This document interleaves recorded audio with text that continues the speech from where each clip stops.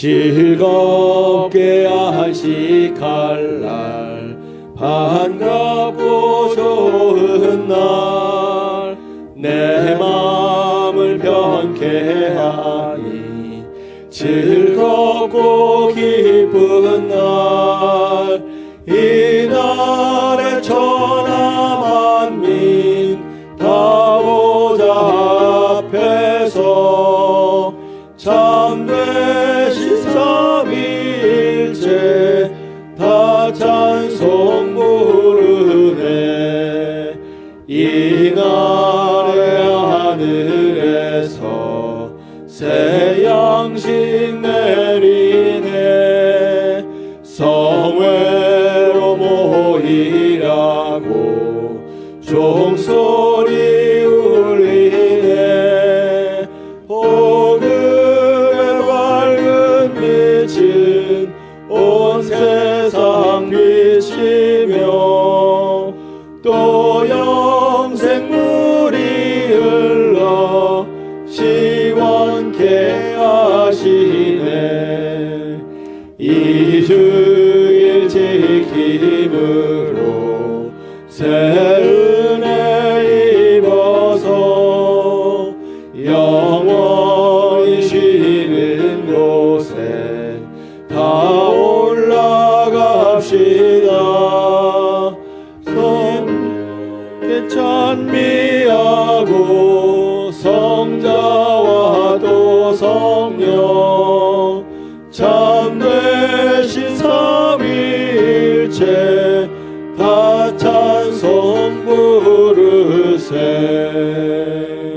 아멘.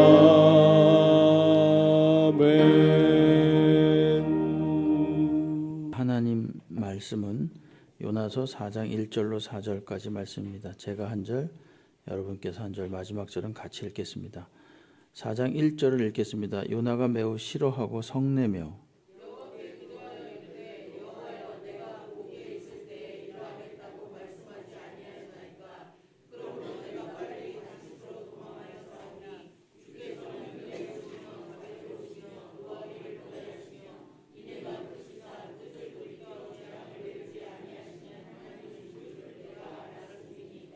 여호와여, 원하건대 이제 내 생명을 거두어 가소서.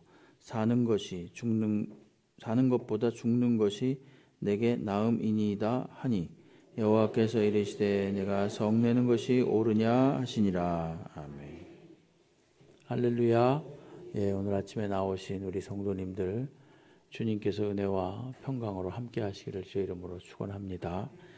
요나서 4장 1절로 4절 말씀으로 불평하는 요나 첫 번째 시간 갖도록 하겠습니다.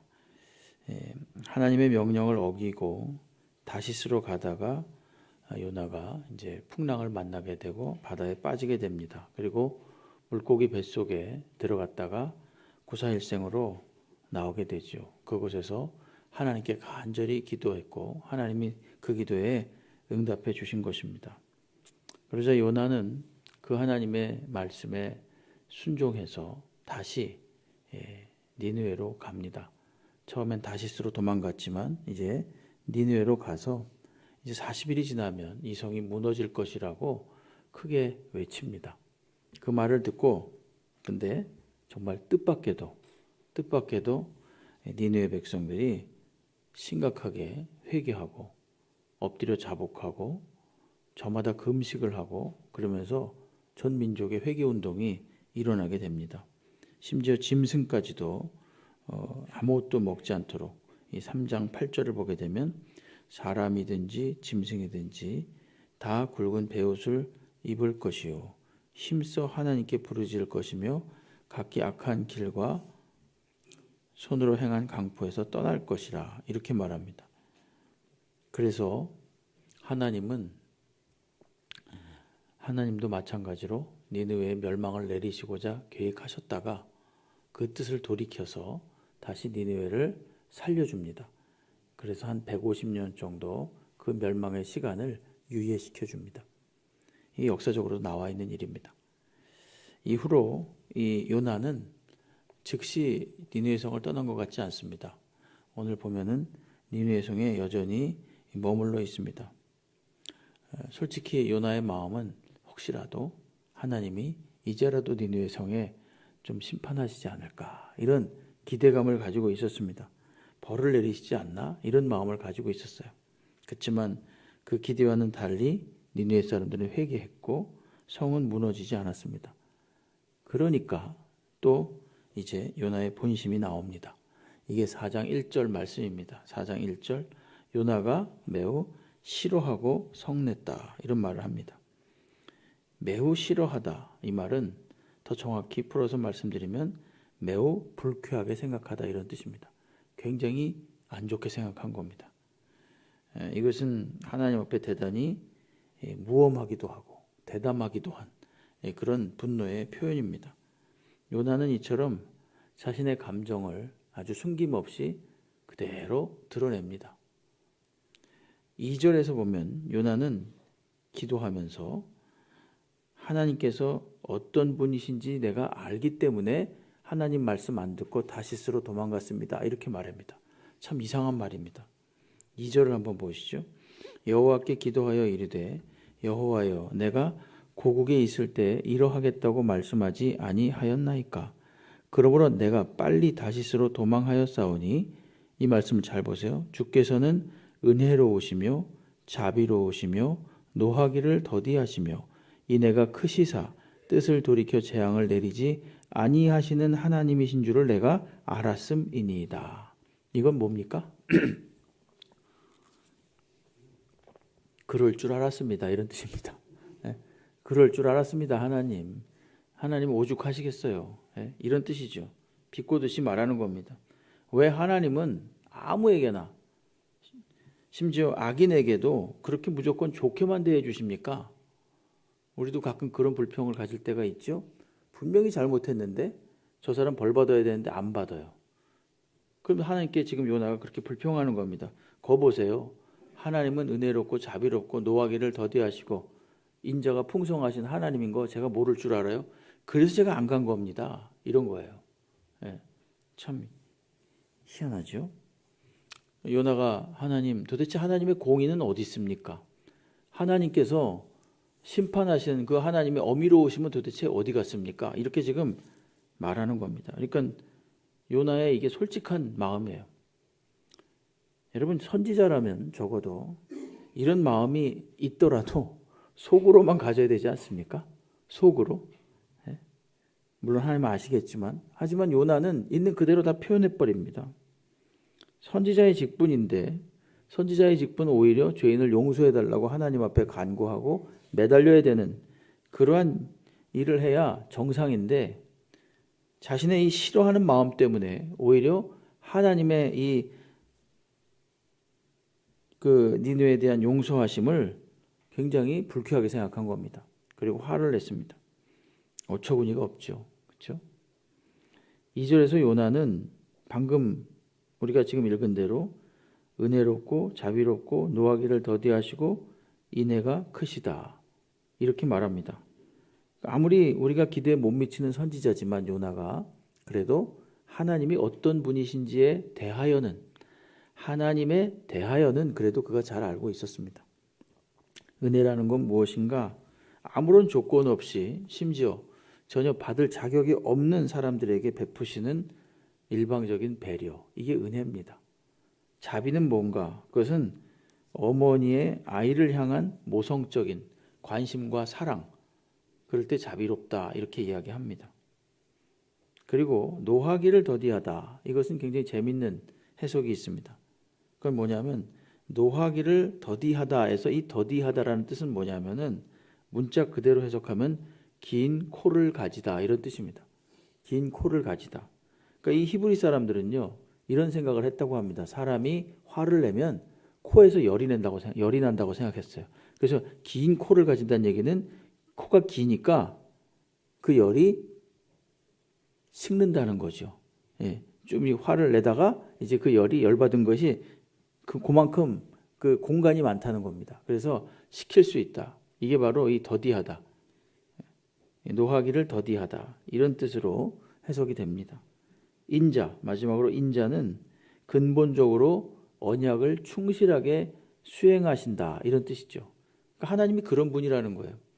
인자의 대표적인 건 뭐냐면 어떤 걸 인자라 그러냐면 상대방이 나의 기대에 못 미칠지라도 일단 언약한 것, 일단 약속한 것이 있으면 끝까지 그 약속을 수행한다는 겁니다. 예를 들면은 이스라엘 백성이 애굽에서 나와서 광야길을 갔습니다. 광야길을 40년 갔는데 40년 가는 동안 한 일이 뭐냐? 늘 하나님께 원망하고 불평하는 일이었습니다. 근데 하나님은 어떻게 했냐면은 하늘에서 만나를 40년간 계속 내려주신 겁니다. 그들은 계속 그걸 먹어가면서도 하나님의 은혜인 줄 알면서도 계속 불평을 한 거죠. 예. 그게 바로 인자입니다. 약속을 끝까지 수행하시는 것. 상대가 마음에 들지 않더라도 끝까지 그 언약을 이행하시는 것. 이게 바로 인자하심의 뜻입니다. 그래서 요나는 저들이 이런 하나님의 성품 때문에 내가 만약에 가서 선포하면은 뜻을 돌이킬까 봐 겁나서 안 갔다는 거예요. 예?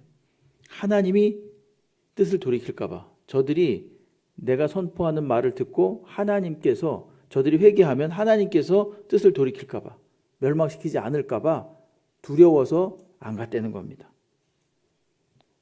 좀 말이 안 되죠? 궤변입니다. 궤변. 그야말로. 거 보세요. 하나님은 너무나 훌륭하신 분이기 때문에 제가요 그래서 안 간 겁니다. 이런 식으로 말하는 거예요. 하나님의 성품을 너무나 잘 알기 때문에 자기는 도망갔다고 말하는 겁니다. 자기만의 생각에 꽉 사로잡힌 겁니다. 요나는 그야말로 하나님을 알기는 했습니다. 그렇지만 하나님의 마음을 이해하지는 못했습니다. 그러니까 하나님에 대하여 아는 것과 하나님을 아는 것은 다른 거예요. 나는 그에 대하여 안다. 이것과 나는 그 자체, 그분 자체를 안다. 이거는 굉장한 차이가 있는 겁니다. 요나는 선지자니까 물론 잘 알고 있었습니다. 그렇지만 하나님을 알지 못한 거예요. 그 마음을 이해하지 못한 겁니다.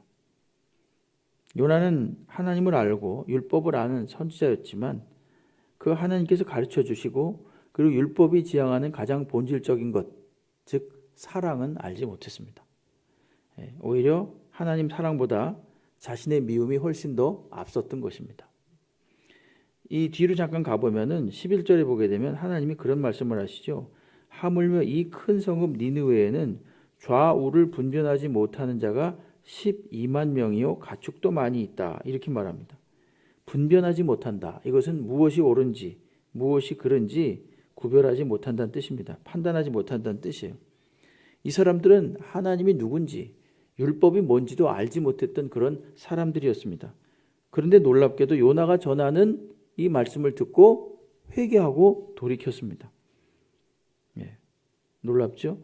요나는 하나님에 대해서 굉장히 많이 알고 있었음에도 불구하고 하나님의 명령을 거절했다면 이 니느웨 사람들은 아무것도 모르는 그런 사람들이었음에도 불구하고 요나의 선포를 듣고 돌이켰다는 겁니다.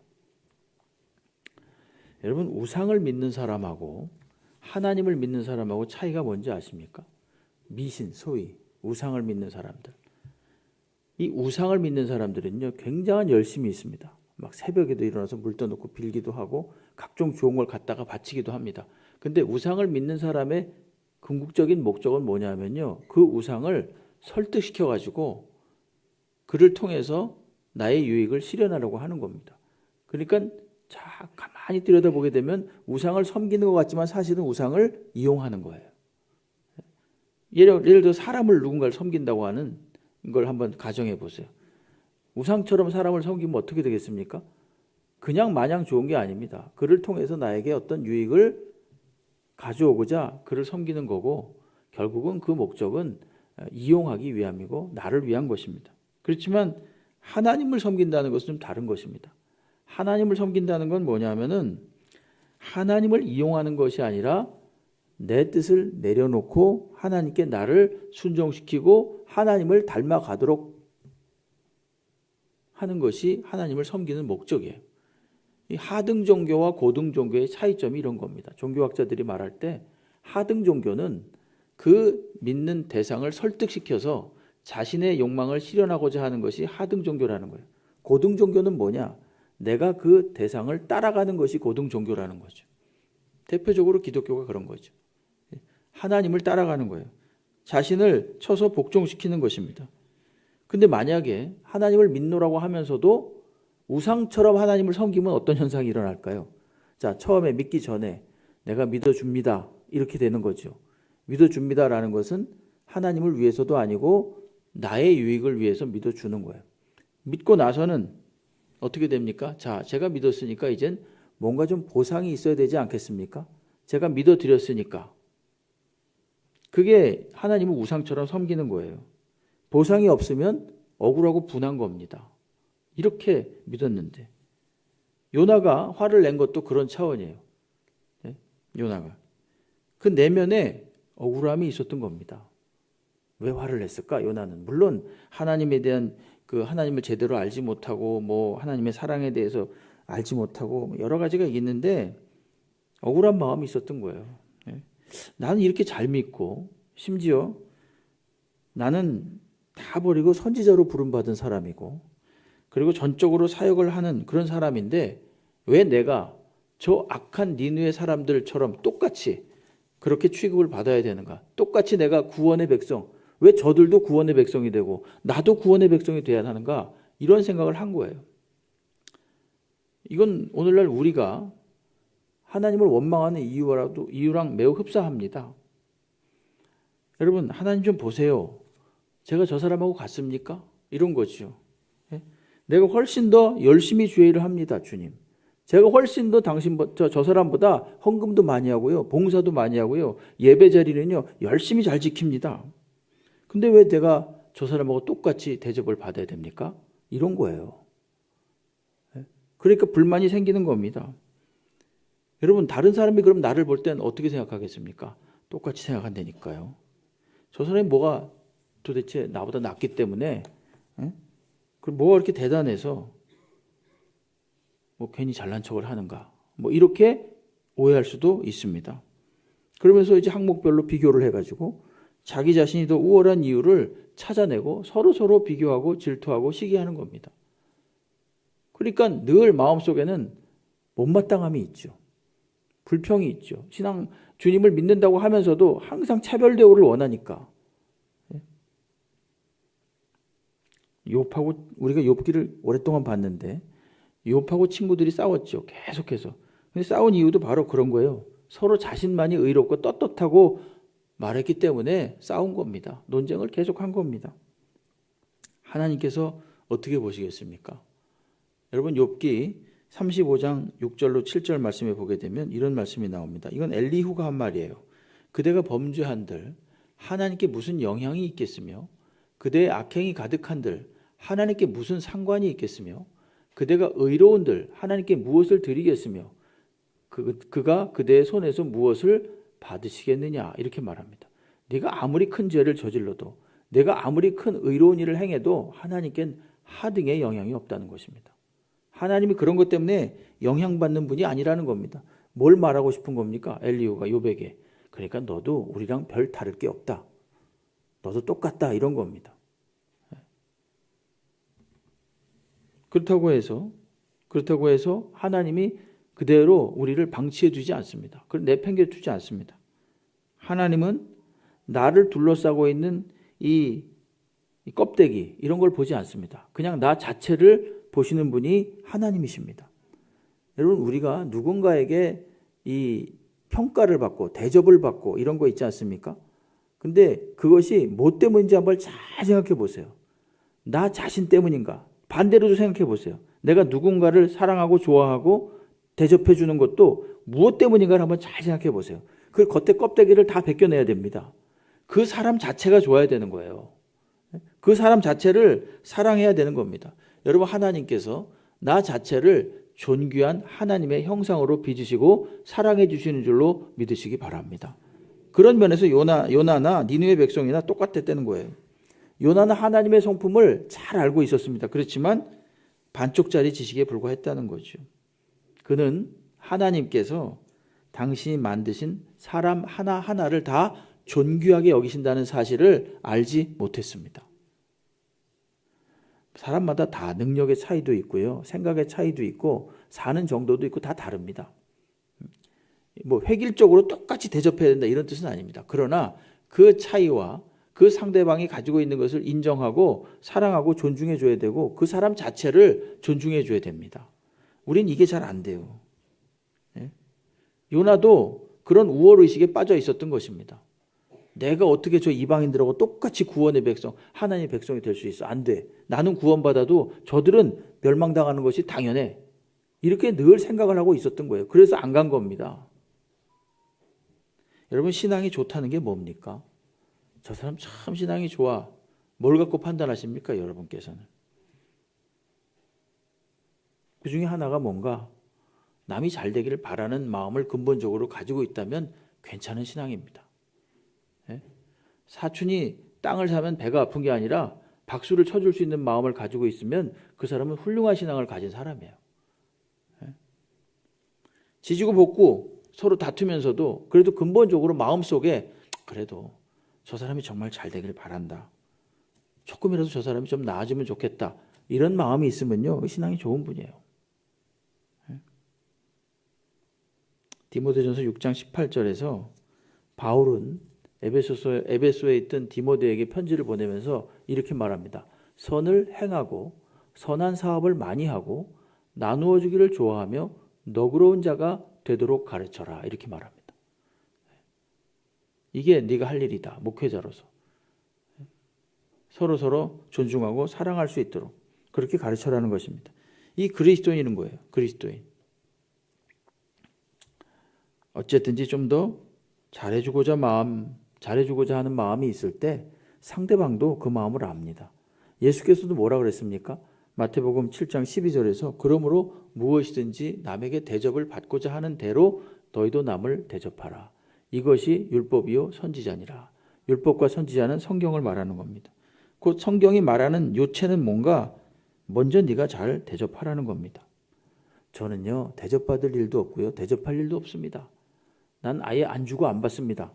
이게 굉장히 뭐 훌륭한 것 같고 아주 나이스한 것 같지만 안 그렇습니다. 그건 냉정한 마음입니다. 그건 그리스도인의 마음이 아닙니다. 예? 다른 사람이 잘 되기를 바라고 어찌하든지 주는 거죠. 예? 예? 어저께 제가 결혼식을 말입니다. 몇 군데를 갔는지 몰라요. 예? 하나, 둘, 셋, 네 군데를 갔어요. 우리 목사님, 노예 목사님 아들, 딸이 결혼하는 바람에 거기도 가고, 우리 교회 새성도님, 또 우리 고양신 권사님 오셨나요? 고양신 거기도 가고 그랬었어요. 네 군데를 갔는데, 참 여러분 그런 생각 들지 않아요? 우리끼리 얘기지만, 아, 저분은 그때 나한테 왔을까, 안 왔을까? 예?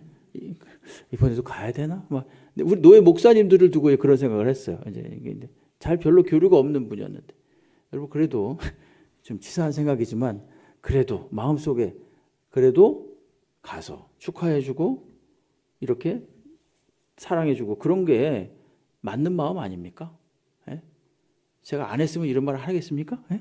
예. 가야지, 무조건 가야지. 예? 그런 생각을 한 거예요. 예?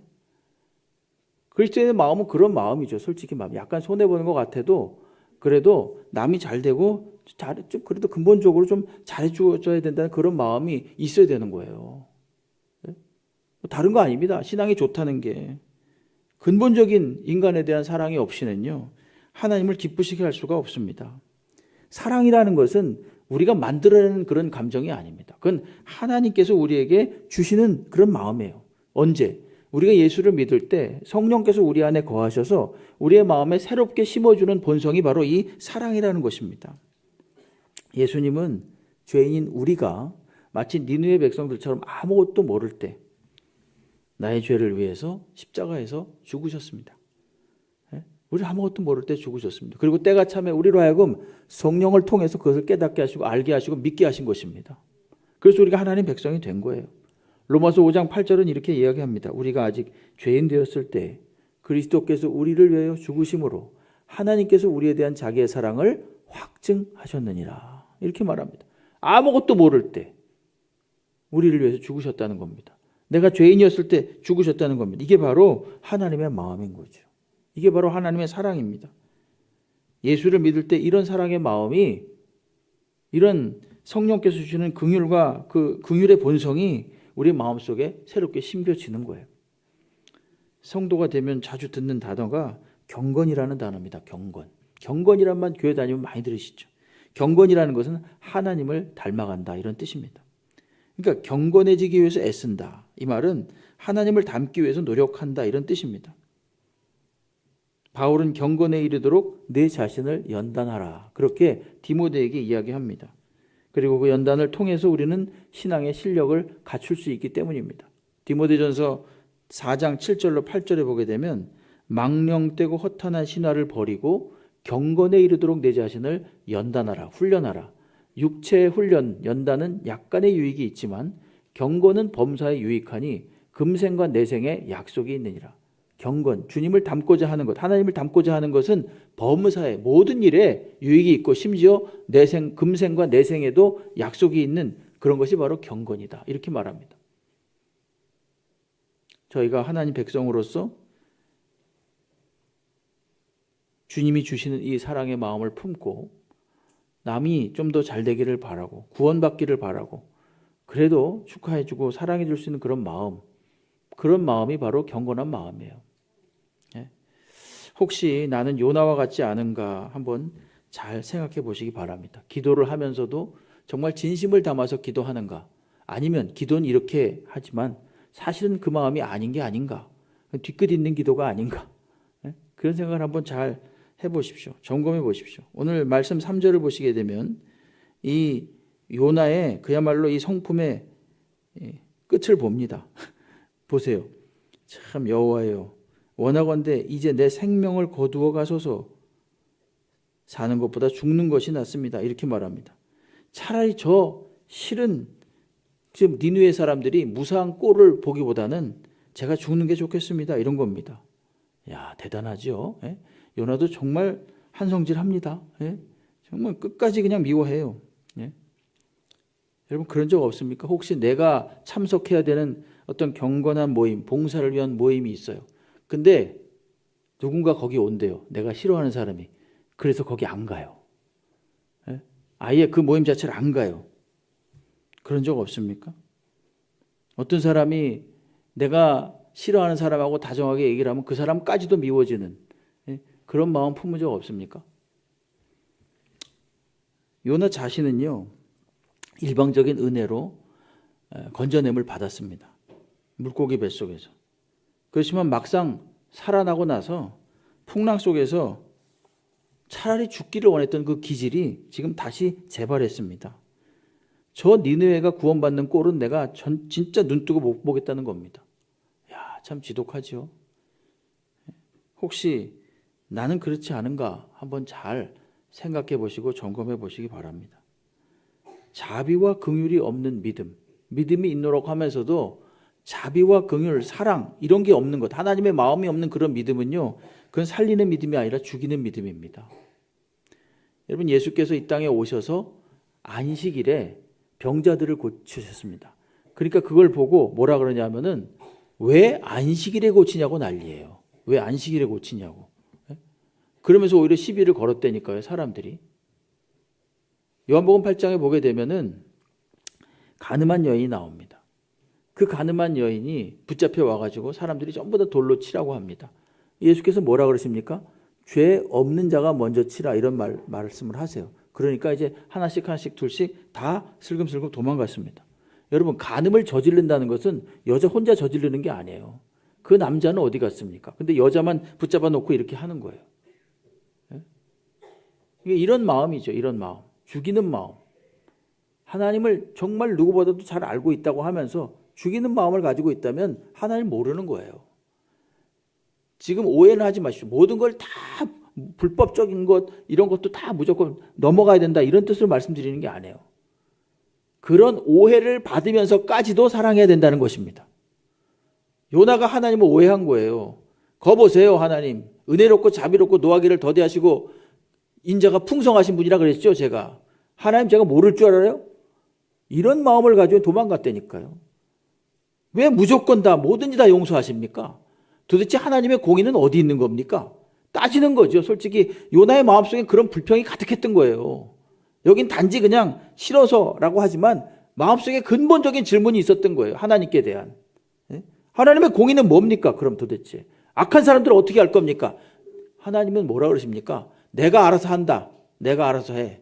차마 거긴 그런 말 여기 없지만 내가 알아서 한다. 그렇게 말씀하시는 거예요. 그러니까 그런 것 때문에 내 신앙을 손해볼 필요가 없다는 겁니다. 남을 미워하느라고, 싫어하느라고, 용서하지 않느라고 시간을 낭비하고 내 신앙의 손해를 보지 말란 뜻이에요. 요나가 그러다가 오늘 얼마나 큰 곤욕을 당했습니까?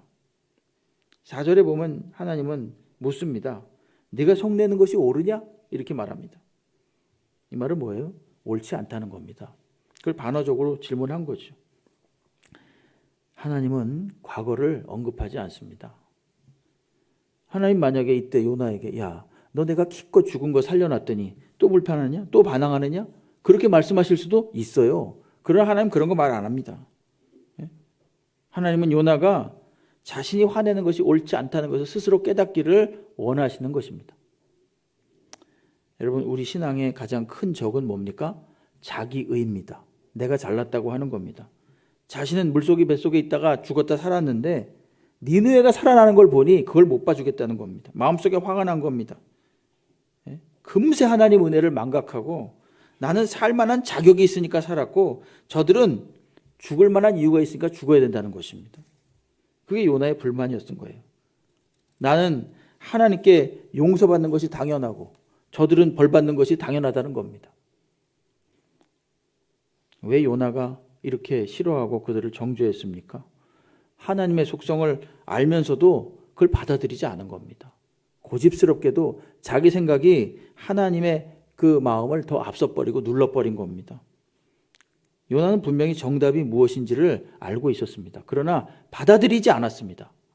이게 중요합니다. 그 바탕에는 자신은 옳고 저 사람은 그르다라는 생각. 자신은 당연히 구원받아야 되고 니느웨 백성이 멸망당하는 건 당연하다. 왜? 얼마나 저 니느웨가 많은 나라들을 괴롭혔는가. 이유도 분명해요. 얼마나 잔인한 백성인가 저 백성이. 얼마나 저 백성이 못된 짓을 많이 했는가. 그렇기 때문에 당연히 죽여야 된다. 이렇게 말을 합니다. 그러면서 자기가 하나님께 화내는 게 정당하다고 생각을 한 거지요. 그러니까 불평도 나오는 겁니다. 예수님은 나중에 이제 심판이 있을 텐데 그때 하나님의 뜻을 알고도 행하지 않은 자들에게는 더 큰 심판이 있다고 분명히 경고하십니다. 누가복음 12장 47절 48절 말씀이에요. 주인의 뜻을 알고도 준비하지 아니하고 그 뜻대로 행하지 아니한 종은 많이 맞을 것이요 알지 못하고 맞을 일을 행한 종은 적게 맞으리라. 무릇 많이 받은 자에게는 많이 요구할 것이요 많이 맡은 자에게는 많이 달라 할 것이다. 이렇게 말합니다. 어떻습니까? 우리는 많이 받은 자입니까? 적게 받은 자입니까? 많이 맡은 자입니까? 적게 맡은 자입니까? 하나님께서 나에게 맡기신 만큼 나에게 사랑을 베풀기를 요구하시는 거예요. 요나는 자신과 자신의 백성이 히브리 백성만이 선민이라고 생각했습니다. 하나님은 이스라엘 사람들이나 니느웨 백성이나 똑같은 하나님의 형상을 닮은 존귀한 존재로 보셨습니다. 내가 그렇게도 싫어하고 미워하는 그 형제나 자매가 역시 하나님께서 당신의 아들 예수 그리스도를 보내어 십자가에 매달려 살리신, 매달게 해서 살리신 그런 사람이라는 것을 기억하시기 바랍니다. 우리의 마음이 넓어져야 됩니다. 우리가 싸워야 하는 싸움은 나를 높이는 그리고 상대방을 찍어 누르는 정죄하고 판단하는 그런 자존심 싸움이 아닙니다. 하나님께 용서를 빌고 이웃에게 사과하고 남을 받아들일 수 있는 게 우리의 진정한 실력입니다. 그리스도인의 실력은 그런 겁니다. 남을 누르고 제압하는 것이 실력이 아니라 받아들이고 용서하고 오히려 그에게 먼저 사과하는 것이 그리스도인의 실력입니다. 요나처럼 불평하지 말길 바랍니다. 불평은 겉으로 보면 누구누구 때문이고 무슨 환경 때문이고 그렇습니다. 그렇지만 원인은 나에게 있습니다. 나는 남과 다르다는 그런 특권의식, 저 사람보다 내가 낫다고 하는 우월의식, 그리고 나는 하나님 앞에 떳떳하다고 하는 자기 의에서 나오는 것들입니다. 오늘 여기에 나를 놓으신 이유가 분명히 있습니다. 오늘 내가 그곳에 있는 이유가 분명히 있습니다. 나를 통해서만 하나님이 증거될 수 있기 때문입니다. 여러분, 내가 있는 존재를, 내가 그 존재하는 그 이유를 내 상황 속에서, 내가 있는 그 현장에서 하나님의 사랑으로 잘 드러내시기를 주의 이름으로 축원합니다.